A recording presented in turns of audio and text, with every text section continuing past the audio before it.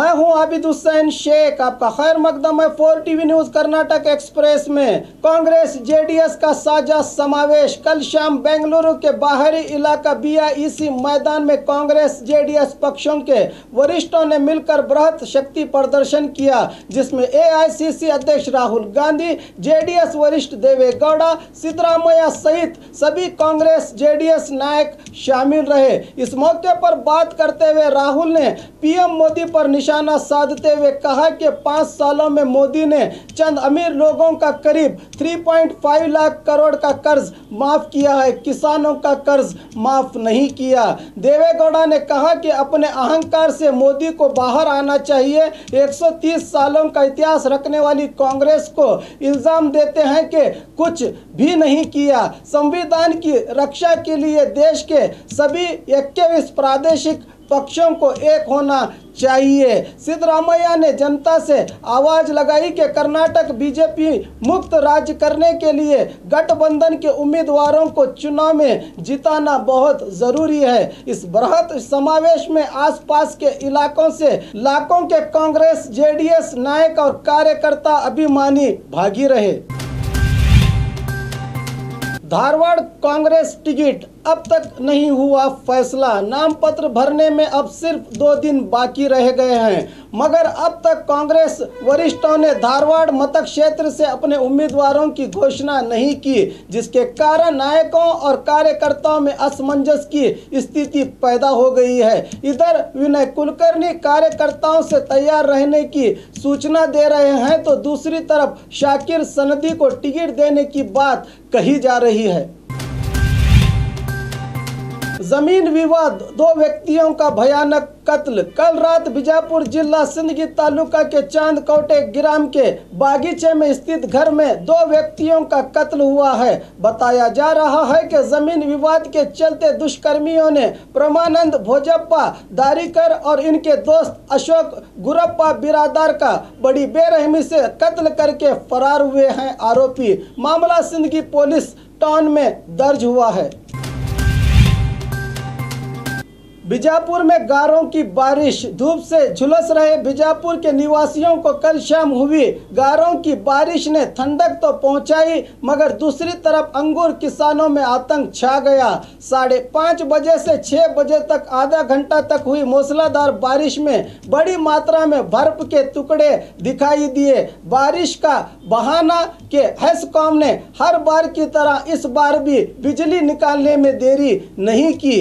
टिगोटा, कनमड़ी, बाबानगर और कल्ला कवटगे सहित कई ग्रामों में बारिश होने की खबरें प्राप्त हुई हैं।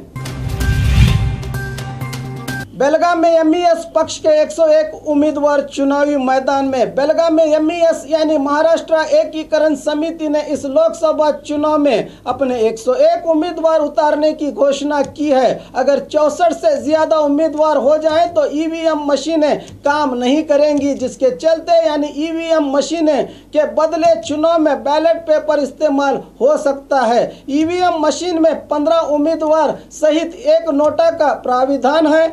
ज्यादा से ज्यादा 4 ईवीएम मशीनें इस्तेमाल की जा सकती हैं, इससे ज्यादा नहीं। अब नॉमिनेशन फॉर्म मराठी में देने की मांग कर रहे हैं एमईएस के पदाधिकारी। मंडिया जिला अधिकारी को ट्रांसफर करने की मांग। कांग्रेस जेडीएस गठबंधन के चलते मंडिया मतक क्षेत्र जेडीएस के हिस्से में आया है, जिसके चलते मंडिया में जेडीएस ने सीएम के बेटे कुमार स्वामी को चुनाव में उतारा है। दूसरी तरफ बीजेपी ने भी यहां से अपना उम्मीदवार न उतारकर आजाद उम्मीदवार फिल्म स्टार अम्बरीश की पत्नी सोमलता को अपना समर्थन दिया है। अब कड़ा मुकाबला सीएम के बेटे निखिल कुमारस्वामी और सोमलता के बीच है। अब निखिल के नाम पत्र को लेकर बवाल खड़ा हो गया है। निखिल को सीरियल नंबर 1 देने के सवाल उठ रहे हैं और जिला अधिकारी मंजू श्री ने सोमलता पर कार्रवाई करने की नोटिस दी है। सोमलता ने सीएम कुमारस्वामी पर सरकारी अधिकारियों का गलत इस्तेमाल करने का गंभीर आरोप लगाया है। हो सकता है कि मंडिया से जिला अधिकारी का ट्रांसफर हो जाए। मोदी के नेतृत्व में बीजेपी को 350 से ज्यादा सीटें मिलेंगी। चुनाव के बाद फिर से येडियुरप्पा सीएम बनेंगे। गोविंद कारजोल आज बीजापुर में एक प्रचार सभा में बात करते हुए बीजेपी राज्य उपाध्यक्ष गोविंद कारजोल ने कहा कि राज्य में साझा सरकार ने कोई भी अभिवृद्धि का काम नहीं किया। सिर्फ हासन, मंडिया और रामनगर में 12,000 करोड़ का अनुदान देकर उत्तर कर्नाटक के साथ सौतेला सुलूक किया है। इस चुनाव के बाद यह सरकार गुमनाम हो जाएगी, कहा गोविंद कारजोल ने। उमेश यादव का इस्तीफा मंजूर, सभापति का फैसला। पिछले दिनों कांग्रेस छोड़कर बीजेपी में शामिल हुए चिंचोली के उमेश यादव पर पार्टी व्हिप उल्लंघन करने और पक्षांतर निषेध कानून के तहत स्पीकर को शिकायत दर्ज की थी। पिछले 25 तारीख को जांच के बाद स्पीकर ने मामले को टाल दिया था। आज स्पीकर ने अपना फैसला देते हुए उमेश यादव का इस्तीफा मंजूर कर लिया। बीजापुर में बाइक हादसा, व्यक्ति की मौके पर ही मौत। आज बीजापुर के शोलापुर बाईपास के पास बाइक और कंटेनर के बीच हुई जोरदार टक्कर में 32 साल बाइक सवार संतोष यादव की मौके पर ही मौत हो गई है। मौके पर पहुंचकर ट्रैफिक पुलिस ने घटना का जायजा लेकर मामला दर्ज किया है। और खबरों के लिए देखते रहिए 4 टीवी न्यूज़ कर्नाटक एक्सप्रेस।